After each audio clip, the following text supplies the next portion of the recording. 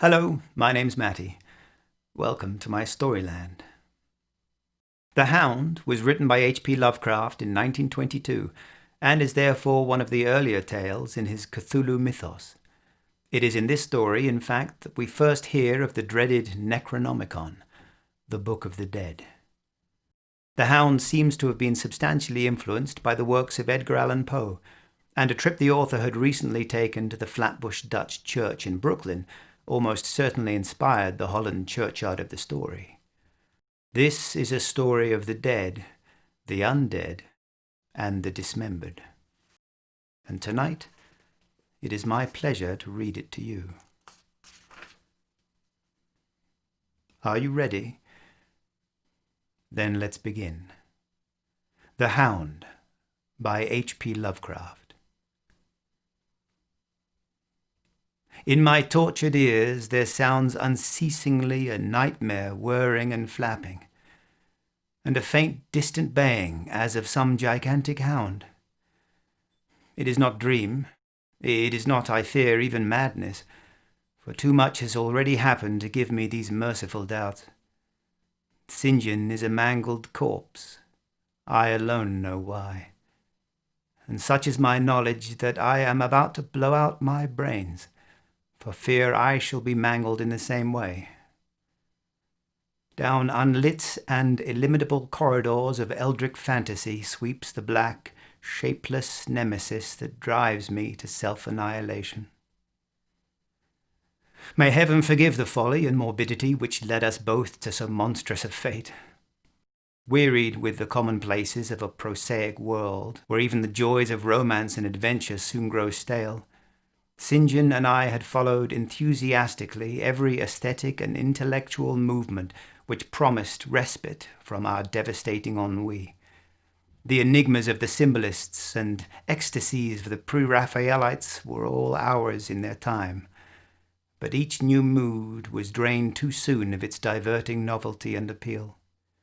Only the sombre philosophy of the decadents could hold us, and this we found potent only by increasing gradually the depth and diabolism of our penetrations. Baudelaire and Huysmans were soon exhausted of thrills, till finally there remained for us only the more direct stimuli of unnatural personal experiences and adventures. It was this frightful emotional need which led us eventually to that detestable course which, even in my present fear, I mention with shame and timidity. That hideous extremity of human outrage, the abhorred practice of grave robbing. I cannot reveal the details of our shocking expeditions, or catalogue even partly the worst of the trophies adorning the nameless museum we prepared in the great stone house where we jointly dwelt, alone and servantless. Our museum was a blasphemous, unthinkable place, where with the satanic taste of neurotic virtuosi, we had assembled an universe of terror and decay to excite our jaded sensibilities. It was a secret room far, far underground, where huge winged demons carved of basalt and onyx vomited from wide grinning mouths weird green and orange light, and hidden pneumatic pipes ruffled into kaleidoscopic dances of death the lines of red charnel things, hand in hand woven in voluminous black hangings. Through these pipes came at will the odours our moods most craved, sometimes the scent of pale funeral lilies, sometimes the narcotic incense of imagined eastern shrines of the kingly dead, and sometimes, now I shudder to recall it, the frightful soul-upheaving stenches of the uncovered grave. Around the walls of this repellent chamber were cases of antique mummies alternating with comely, lifelike bodies perfectly stuffed and cured by the taxidermist's art, and with headstones snatched from the oldest churchyards of the world. Niches here and there contained skulls of all shapes and heads preserved in various stages of dissolution. There one might find the rotting bald pates of famous noblemen and the fresh, radiantly golden heads of new-buried children. Statues and paintings there were, all of fiendish subjects, and some executed by St. John and myself. A locked portfolio, bound in tanned human skin, held certain unknown and unnameable drawings, which it was rumoured Goya had perpetrated, but dared not acknowledge. There were nauseous musical instruments, stringed, brass, and woodwind, on which St. John and I sometimes produced dissonances of exquisite morbidity and cacodemoniacal ghastliness, whilst in a multitude of inlaid ebony cabinets reposed the most incredible and unimaginable variety of tomb loot ever assembled by human madness and perversity. It is of this loot in particular that I must not speak. Thank God I had the courage to destroy it long before I thought of destroying myself.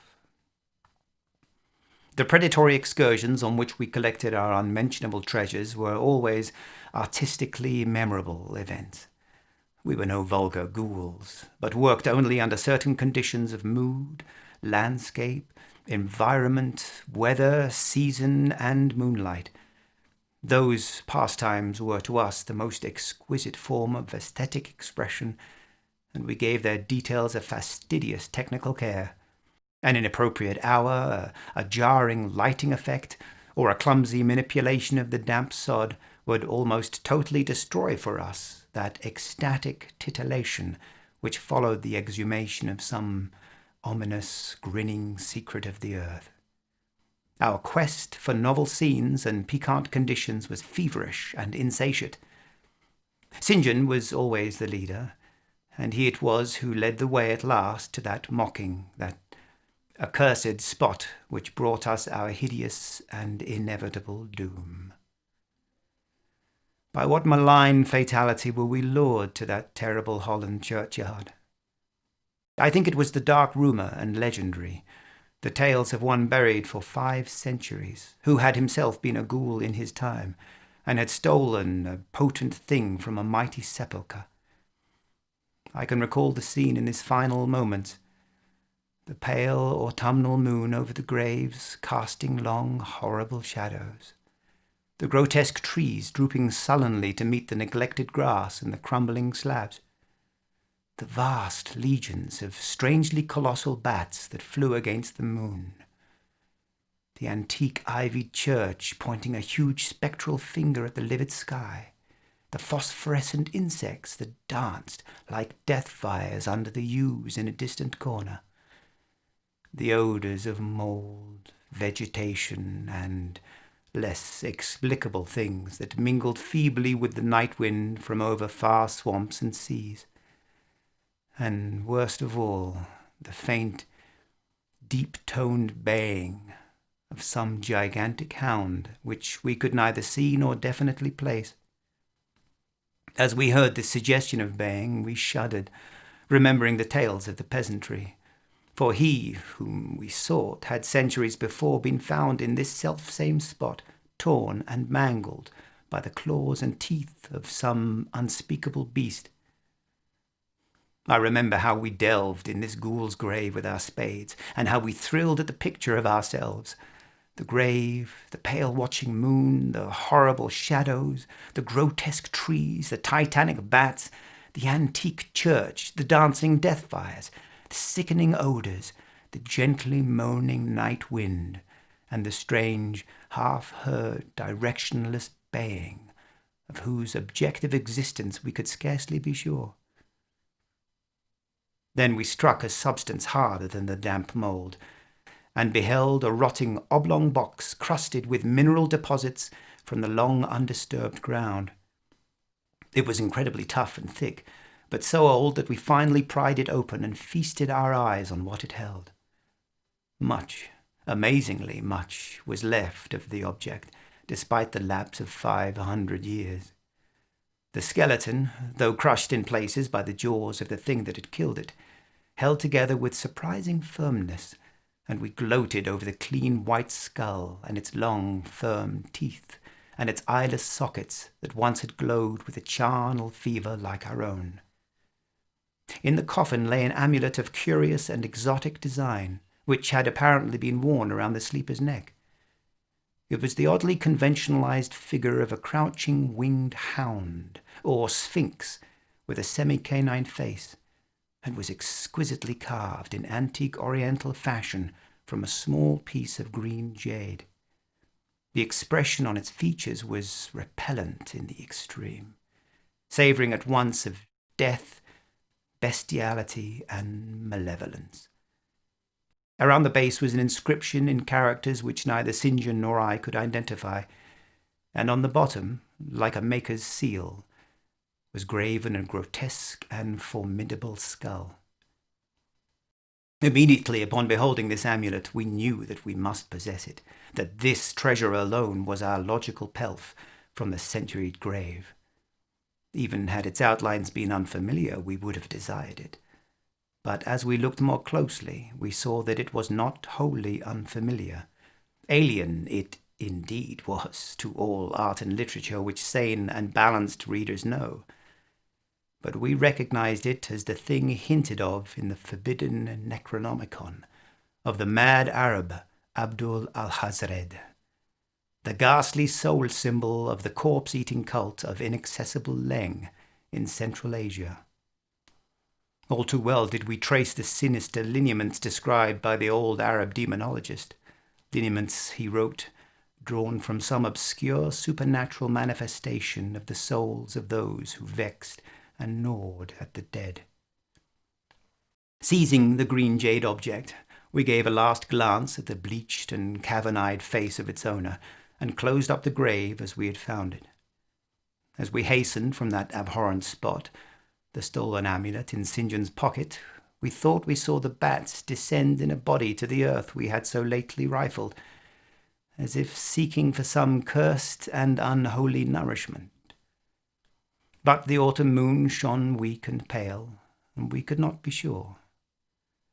So, too, as we sailed the next day away from Holland to our home, we thought we heard the faint, distant baying of some gigantic hound in the background. But the autumn wind moaned sad and wan, and we could not be sure. Less than a week after our return to England, strange things began to happen. We lived as recluses, devoid of friends, alone and without servants, in a few rooms of an ancient manor house on a bleak and unfrequented moor, so that our doors were seldom disturbed by the knock of the visitor. Now, however, we were troubled by what seemed to be frequent fumblings in the night, not only around the doors, but around the windows also, upper as well as lower. Once we fancied that a large, opaque body darkened the library window when the moon was shining against it, and another time we thought we heard a whirring or flapping sound not far off. On each occasion, investigation revealed nothing, and we began to ascribe the occurrences to imagination alone, that same curiously disturbed imagination which still prolonged in our ears the faint, far baying we thought we had heard in the Holland churchyard. The jade amulet now reposed in a niche in our museum, and sometimes we burned strangely scented candles before it. We read much in Al-Hazred's Necronomicon about its properties, and about the relation of ghouls' souls to the objects it symbolized, and were disturbed by what we read. Then terror came. On the night of September 24th, I heard a knock at my chamber door. Fancying it St. John's, I bade the knocker enter, but was answered only by a shrill laugh. There was no one in the corridor. When I aroused St. John from his sleep, he professed entire ignorance of the event, and became as worried as I. It was that night that the faint, distant baying over the moor became to us a certain and dreaded reality. 4 days later, whilst we were both in the hidden museum, there came a low, cautious scratching at the single door which led to the secret library staircase. Our alarm was now divided, for besides our fear of the unknown, we had always entertained a dread that our grisly collection might be discovered. Extinguishing all lights, we proceeded to the door and threw it suddenly open, whereupon we felt an unaccountable rush of air, and heard, as if receding far away, a queer combination of rustling, tittering, and articulate chatter. Whether we were mad, dreaming, or in our senses, we did not try to determine. We only realized, with the blackest of apprehensions, that the apparently disembodied chatter was beyond a doubt in the Dutch language. After that, we lived in growing horror and fascination. Mostly we held to the theory that we were jointly going mad from our life of unnatural excitements. But sometimes it pleased us more to dramatize ourselves as the victims of some creeping and appalling doom. Bizarre manifestations were now too frequent to count. Our lonely house was seemingly alive with the presence of some malign being whose nature we could not guess. And every night that demoniac baying rolled over the windswept moor, always louder and louder. On October 29th, we found in the soft earth underneath the library window a series of footprints utterly impossible to describe. They were as baffling as the hordes of great bats which haunted the old manor house in unprecedented and increasing numbers. The horror reached a culmination on November 18th, when St. John, walking home after dark from the distant railway station, was seized by some frightful, carnivorous thing and torn to ribbons. His screams had reached the house, and I had hastened to the terrible scene in time to hear a whir of wings and see a vague, black, cloudy thing silhouetted against the rising moon. My friend was dying when I spoke to him, and he could not answer coherently. All he could do was to whisper, "The amulet, that damned thing." Then he collapsed, an inert mass of mangled flesh. I buried him the next midnight in one of our neglected gardens, and mumbled over his body one of the devilish rituals he had loved in life. And as I pronounced the last demoniac sentence, I heard afar on the moor the faint baying of some gigantic hound. The moon was up, but I dared not look at it. And when I saw on the dim-lit moor a wide, nebulous shadow sweeping from mound to mound, I shut my eyes and threw myself face down upon the ground. When I arose trembling, I know not how much later, I staggered into the house and made shocking obeisances before the enshrined amulet of green jade.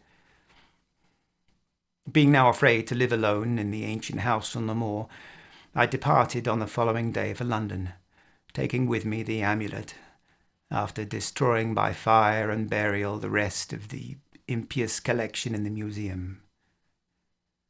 But after 3 nights I heard the baying again, and before a week was over felt strange eyes upon me whenever it was dark. One evening, as I strolled on Victoria Embankment for some needed air, I saw a black shape obscure one of the reflections of the lamps in the water. A wind, stronger than the night wind, rushed by, and I knew that what had befallen St. John must soon befall me. The next day I carefully wrapped the green jade amulet and sailed for Holland.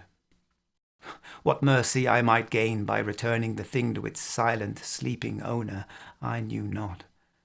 But I felt that I must at least try any step conceivably logical. What the hound was, and why it pursued me, were questions still vague.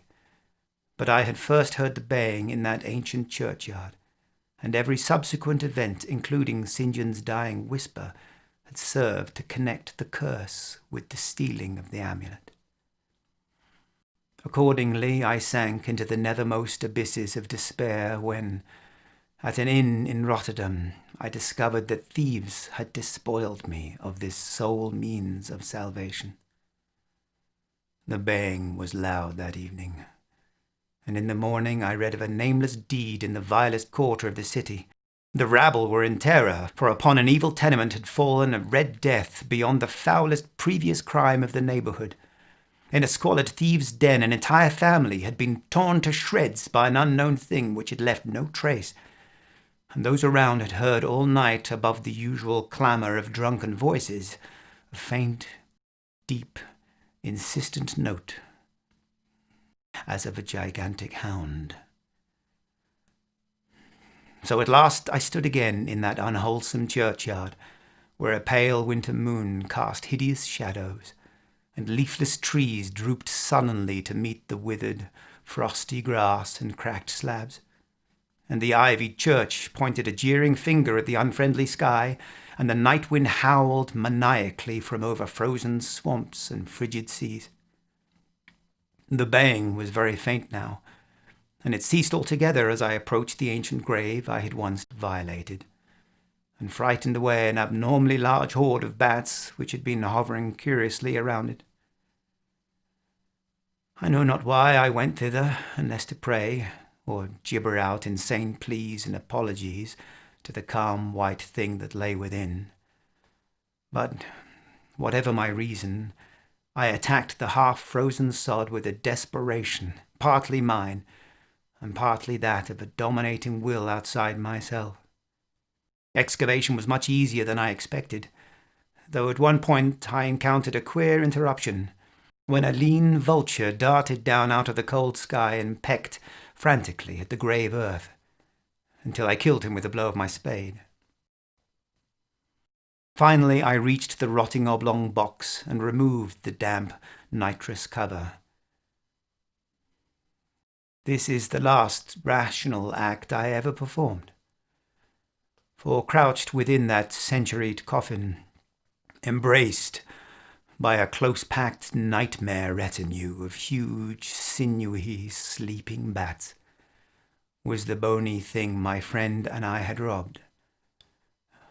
Not clean and placid as we had seen it then, but covered with caked blood and shreds of alien flesh and hair, and leering sentiently at me with phosphorescent sockets, and sharp, ensanguined fangs yawning twistedly in mockery of my inevitable doom. And when it gave from those grinning jaws a deep, sardonic bay, as of some gigantic hound, and I saw that it held in its gory, filthy claw the lost and faithful amulet of green jade, I merely screamed and ran away idiotically, my screams soon dissolving into peals of hysterical laughter. Madness rides the star wind, claws and teeth sharpened on centuries of corpses, dripping death astride a bacchanal of bats from night-black ruins of buried temples of Belial. Now, as the baying of that dead, fleshless monstrosity grows louder and louder, and the stealthy whirring and flapping of those accursed web wings circles closer and closer, I shall seek, with my revolver, the oblivion which is my only refuge from the unnamed and unnameable. And with that, I bid you farewell. I hope you enjoyed the story. Perhaps I'll see you again. I certainly hope so. Until then. Hello, Mattie here. Thanks for watching me read stuff. There are lots more videos of me reading stuff over on my channel, and if there's other stuff you'd really like me to read, just let me know in the comments section below. Don't forget to hit the like and subscribe buttons, and I upload new videos all the time, so maybe hit the bell icon too, so you can get notified when new stuff comes out. Thanks again for watching, and see you next time.